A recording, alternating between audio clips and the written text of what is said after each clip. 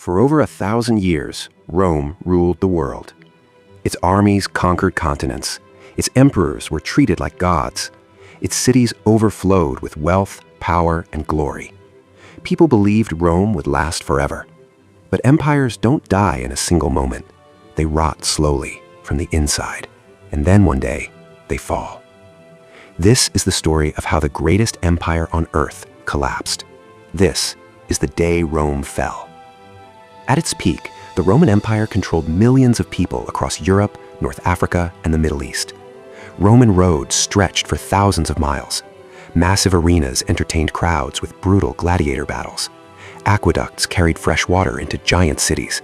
And at the center of it all stood the eternal city itself, Rome. The Romans believed their empire was unstoppable. But beneath the marble temples and military victories, cracks were already beginning to form. Rome became too large to control. Corrupt politicians fought for power. Emperors were assassinated constantly.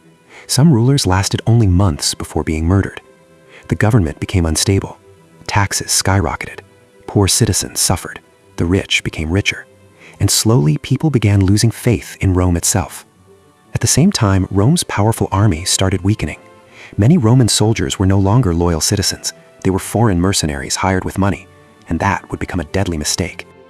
Beyond Rome's borders lived powerful tribes that the Romans called barbarians. One of the most dangerous groups was the Visigoths. For years, pressure from invading forces pushed tribes closer and closer toward Roman territory. Then came disaster. In 410 AD, the Visigoths, led by Alaric I, marched directly into Rome. For the first time in nearly 800 years, the city was attacked. Citizens panicked, homes were destroyed, temples were looted. The eternal city was no longer untouchable. The psychological shock was enormous. If Rome could be invaded, maybe Rome could die.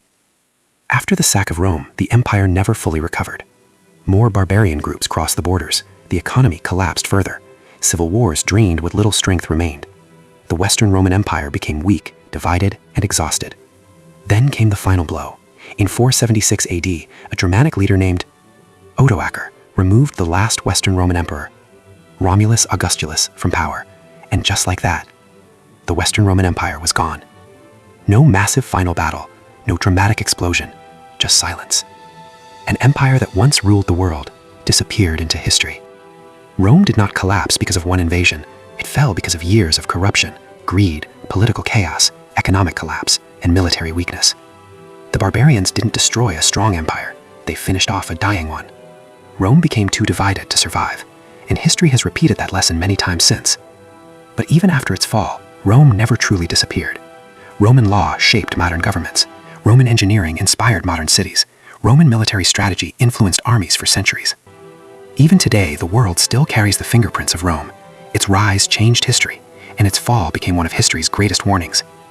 Because no matter how powerful an empire becomes, nothing lasts forever. The empire that once controlled the world could not even save itself. And that is how Rome fell.